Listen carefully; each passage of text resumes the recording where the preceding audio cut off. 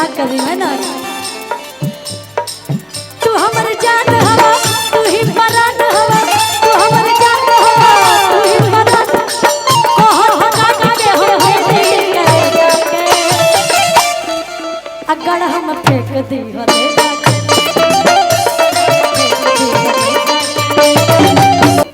कि का कही जान बड़ा डर लगे, आए ने उन्हें झाकला से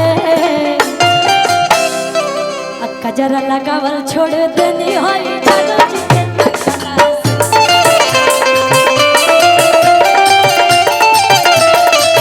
आगे के लाइन हुआ गए भैया पहले हीरोइन लिखा रहे तोहर चाल हो, गाँव भर लइकन के लगत रहू माल हो।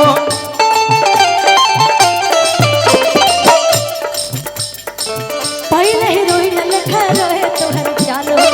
गाँव भर लइकन के लगत रहू माल हो।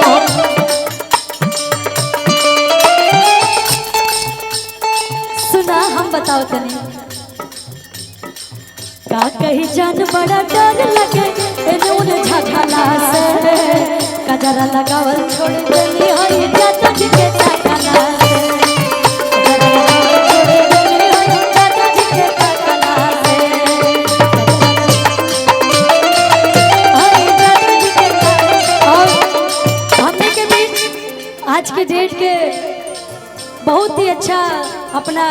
गायकी लाइन में चाहे कह दी तो अपना भोजपुरिया समाज में बहुत ही अच्छा तरीके से नाम कमाते रहे और लोग के बहुत प्यार आशीर्वाद मिलता है। रघु राजा बाबू के बहुत बहुत स्वागत और बहुत बहुत सारा आशीर्वाद, बहुत शुभकामनाएं, ऐसे ही आगे बढ़े, खूब तरक्की करो बाबू, बहुत अच्छा।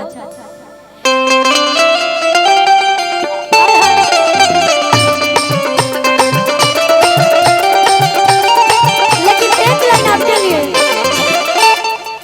तू हमर जान हवा तू ही परान हवा, तू हमर जान हवा तू ही परान हवा, कहो तो काट के हम दे दी करे जाके, ए करे जा, अरे गड़ा हम फेंक दी हले जाके ले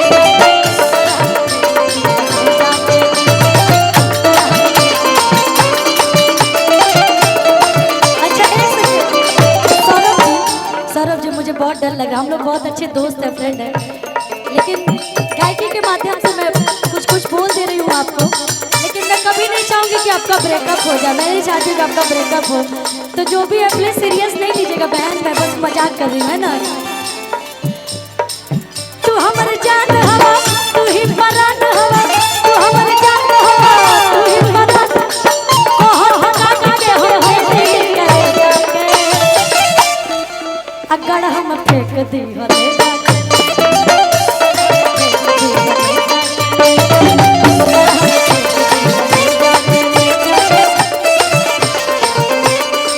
लेकिन आप दोनों लोग एक साथ, कोई बात नहीं।